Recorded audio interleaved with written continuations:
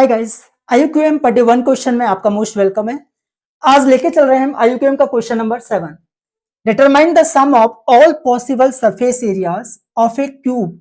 तो देखो बच्चों, क्यूब पहले हम इसका फिगर बना लेते हैं। ठीक है, दिस इज द क्यूब।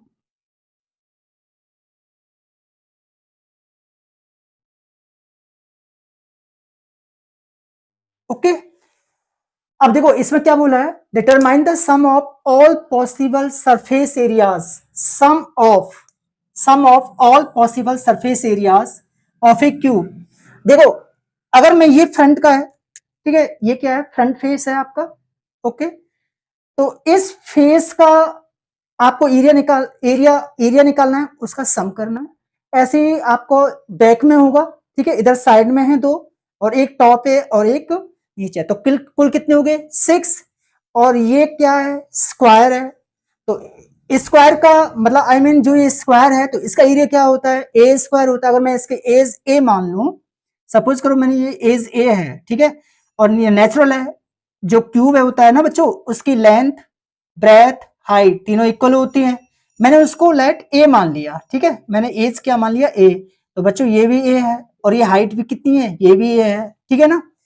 तो यानी कि अगर मैं इसका एरिया निकालूंगा तो देखो लेंथ इंटू हाइट, तो ये क्या हो गया, ए स्क्वायर। तो ऐसे कितने हो गए टोटल, तो बच्चों मैं बोलूंगा total sum of areas of a cube, यानी कि टोटल सम ऑफ एरिया। अब इसका क्या मतलब है, total sum of surface areas of a cube. या फिर मैं इसको ऐसे भी लिख सकता हूं, टीएसए ऑफ क्यूब, यानी कि total sum area of a cube is equal to. तो बच्चों ये क्या होता है, टोटल सम एरिया, तो ये होता है 6a स्क्वायर। ठीक है, अब आप देखिए ये कह रहा है determine the sum of all possible surface areas of a cube. ठीक है, two of whose vertices are, इसमें से कोई भी दो वर्टिसेस हैं, वो 1 2 0 एंड 3 3 2 तक रखे हैं, राइट। अब यहां पर एक चीज देखिए आप, अगर मैंने सपोज करो मैंने इसको नाम दे दिया A B C D E F G and H, ठीक है। अब सपोज करो इसके टू जो वर्टेक्स रखे ना, वो एक तो ये तो रखा है आपको 1 2 0, और एक सपोज बी ये बना है आपको 3 3 एंड 2, ठीक है ना। तो अगर मैं इसकी डिस्टेंस निकाल लूं, ठीक है, यहां से ए भी निकाल लूं, क्योंकि दो वर्टेक्स के बने हैं, तो डिस्टेंस फॉर्मूला से हम डिस्टेंस निकाल लेंगे। वो किसके इक्वल होगा, ए के इक्वल होगा, ए के इक्वल होगा ना। तो फिर मैं यहां से जब मुझे अगर ए आ गया तो नेचुरल है टी ए से आ जाएगा क्यूब का, क्योंकि 6a स्क्वायर होता है, मैं यहां पुट कर दूंगा और वो मेरा आ जाएगा, right. Total some T A से आ जाएगा, टोटल सम एरिया।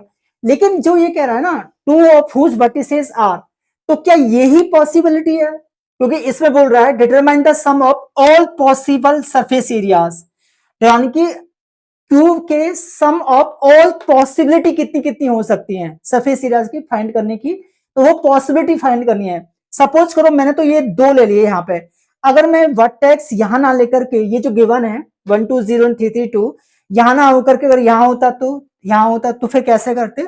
तो कहने का मतलब ये है, तो एक तो ये आ गया, तो यहां से पहले ये निकाल लीजिए आप। देखो यहां पर using distance formula,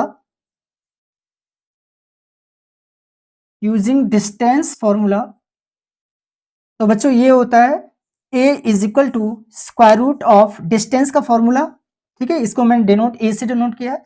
square root of हमारा फॉर्मूला होता है x2 माइनस x1 का whole square plus y2 minus y1 का whole square plus z2 minus z1 का होल स्क्वायर। अब देखो बच्चों ये क्या है, ये x1 है, ये y1 है और ये z1 है, ठीक है। यहां पर ये क्या गिवन है, x2 y2 एंड z2, ठीक है। अब आपको ये वैल्यू पुट करनी है यहाँ पे, स्क्वायर रूट ऑफ, यहां से a निकाल लीजिए, square root of x2 minus x1 का होल स्क्वायर, यानी कि 3 माइनस 1 का होल स्क्वायर प्लस 3 माइनस 2 का होल स्क्वायर प्लस और 2 माइनस 0 का होल स्क्वायर। तो बच्चों ये आ गया स्क्वायर रूट ऑफ 3 में से 1 गया 2, 2 का स्क्वायर 4 प्लस 3 में से 2 गया 1, 1 का स्क्वायर 1 प्लस और 2 में से 0 गया 2, 2 का स्क्वायर 4, इसको सॉल्व करेंगे स्क्वायर रूट 9, स्क्वायर रूट 9 की वैल्यू कितनी होती है 3। तो बच्चों डिस्टेंस जो निकल के आई है ना टू वर्टेक्स के बीच में, ये आ गई 3, यानी कि ये एज आ गई, एज ऑफ क्यूब आ गया ना। अब यहां से टीएसए निकाल लो, तो यानी कि जो टीएसए है आपका, टीएसए ऑफ क्यूब, तो वो कितना आ गया 6a स्क्वायर, यानी कि 6 मल्टीप्लाई 3 का स्क्वायर। तो बच्चों ये हो जाएगा 3 3 जा 9, 9 6 जा 54 स्क्वायर यूनिट। ठीक है, एक तो ये आ गया 50 इसको, फिर मतलब हम सबको सम कर देंगे, सभी टीएसए को सम कर देंगे। अभी तो फिलहाल तो एक तो ये आया।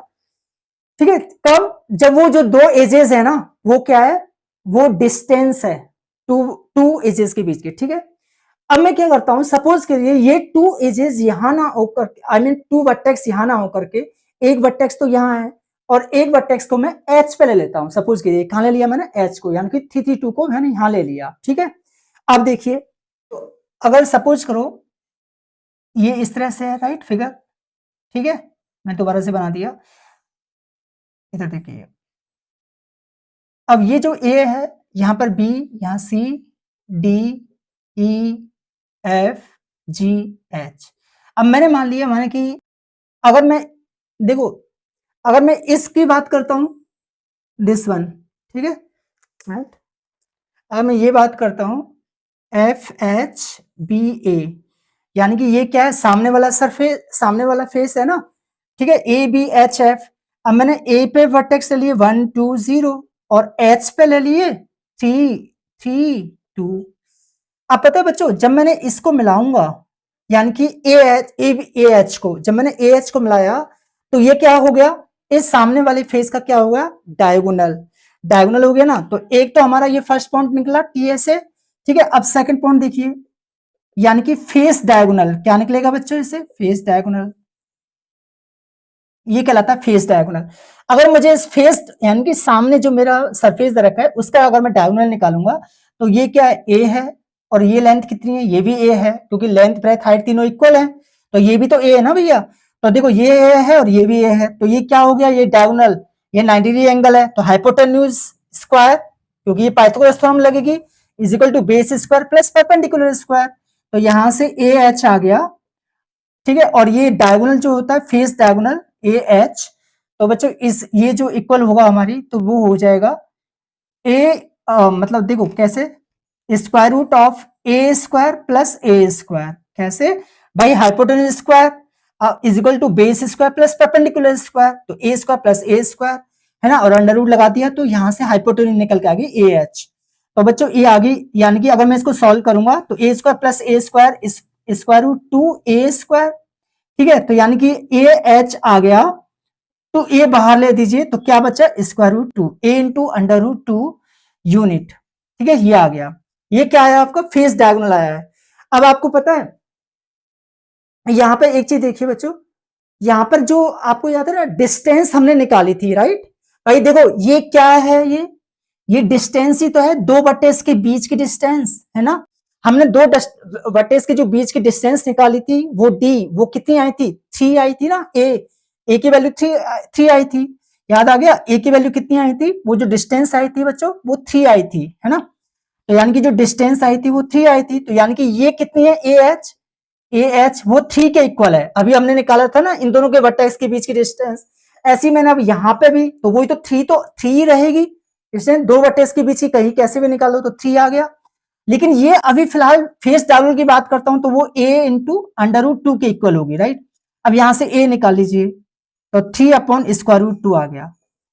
अब आप टी ए से निकालो, यहां से 6a स्क्वायर वैल्यू पुट कीजिए, 6 मल्टीप्लाई 3 अपॉन स्क्वायर रूट 2 का होल स्क्वायर, इसको सॉल्व करेंगे, 6 मल्टीप्लाई 3 3 जा 9 अपॉन 2, तो बच्चों ये हो गया 2 1 जा 2, 2 3 जा 6, 9 3 जा 27 स्क्वायर यूनिट।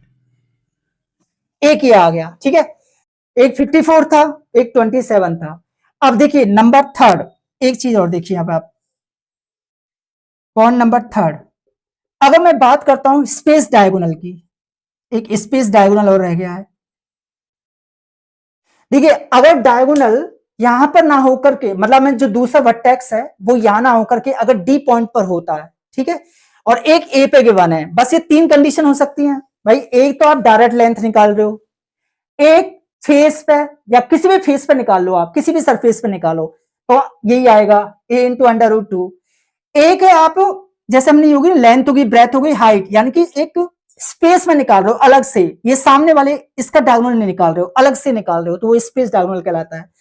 ठीक है, माना कि कोई आपने स्पेस में कोई अलग एक पॉइंट ले लिया, ठीक है ना, वो 3D शेप में होता है तो ये 3D फिगर है। तो देखो अब आपने क्या लिया बच्चों, यहाँ पे मैं ये फिगर बना रहा हूं, देखिए जैसे ये हमने फिगर बनाया, ठीक है, तो ए बी सी डी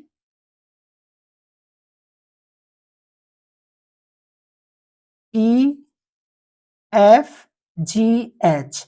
अब जो पॉइंट है ना आपका, एक तो है 1 2 0 और मैंने अब माना डी पे ले लिया ये 3 3 2, ठीक है।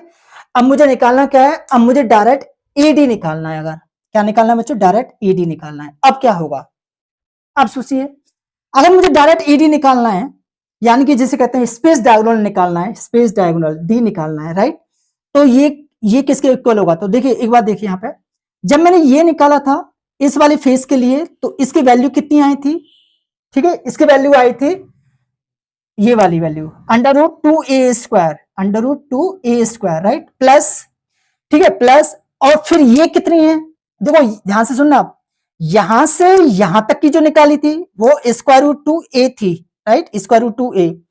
फिर ये वाला जो फेस है ना, इसकी यहां से यहां तक की जो वो होगी a, होगी नहीं होगी, यानी कि ये लेंथ कितनी हो जाएगी, मतलब आई मीन ये हो जाएगी a, तो इसको और ऐड कर दो a², ठीक है, तो ये कितनी होगी टोटल, यानी कि कहने का मतलब है अगर मैं डायगोनल निकालूंगा क्यूब का, तो आपको याद आ गया होगा डायगोनल ऑफ क्यूब क्या होता है, वो स्पेस डायगोनल होता है, ठीक है ना, square root of length square plus breadth square plus height square.